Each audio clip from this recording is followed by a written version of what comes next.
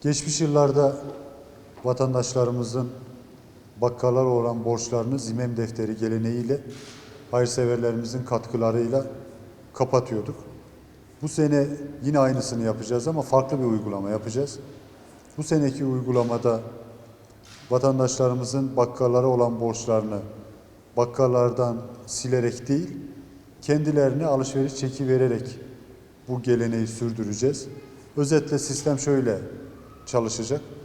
Hayırseverlerimiz GAGEV ve Esnaf Odası aracılığıyla paralarını yatıracaklar. Yatırılan para karşılığında alışveriş çeklerimiz olacak. Alışveriş çekleri de Sosyal Yardımlaşma ve Dayanışma Vakfı'na kayıtlı o mahalledeki en ihtiyaç sahibi vatandaşlarımıza dağıtılacak.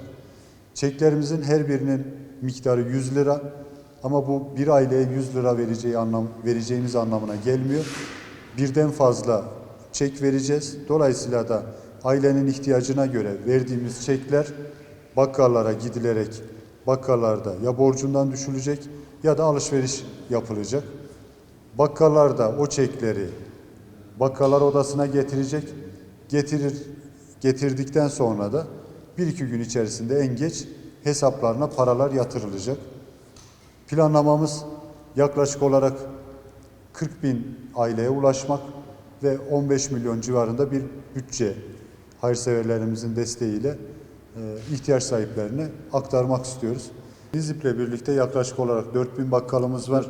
Vatandaşlarımız 9 ilçenin ihtiyaç sahipleri olan vatandaşlarımız 9 ilçenin tamamında olabildiğince ulaştırmaya çalışacağız.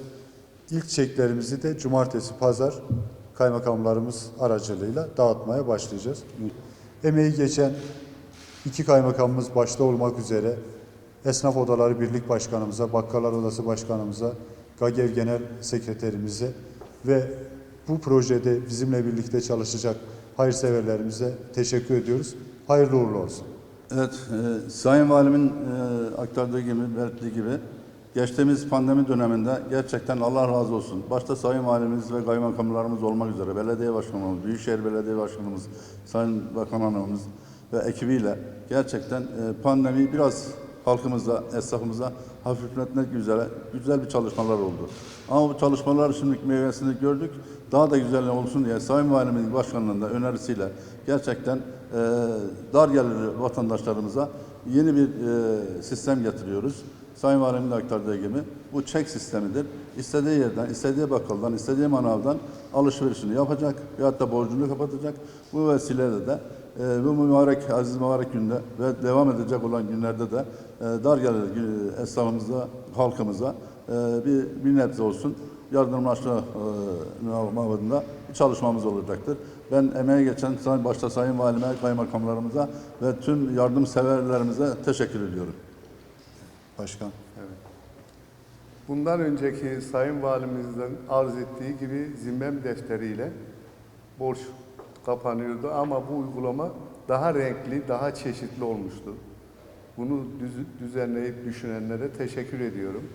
Gerçekten daha açılımı geniş, istediği emtiayı alma imkanı oluyor. Hayır sahibine ve Sayın Valime ve Sayın Kaymakamlarıma emeğe geçen herkese şükranlarımı sunuyorum. Teşekkür ederim.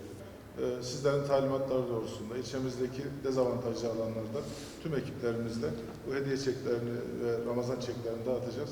Saygılar sunuyorum. Evet, teşekkür ederim. Sayın Valim, rahmet, bereket ve mağfiret ayı olan Ramazan ayını idrak ediyoruz.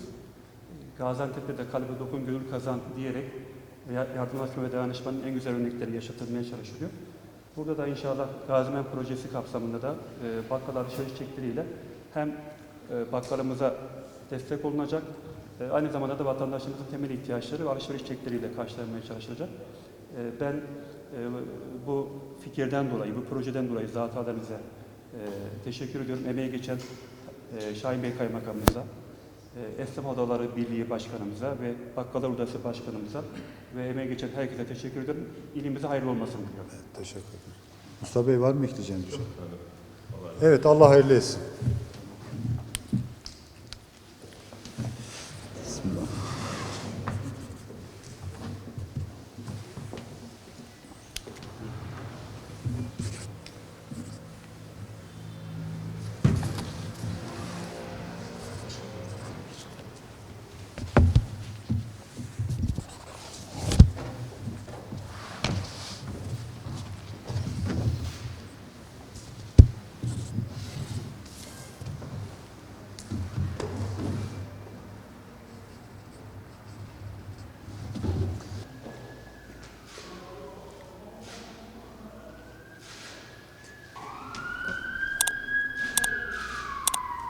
Çok teşekkür ederim Sayın Valim.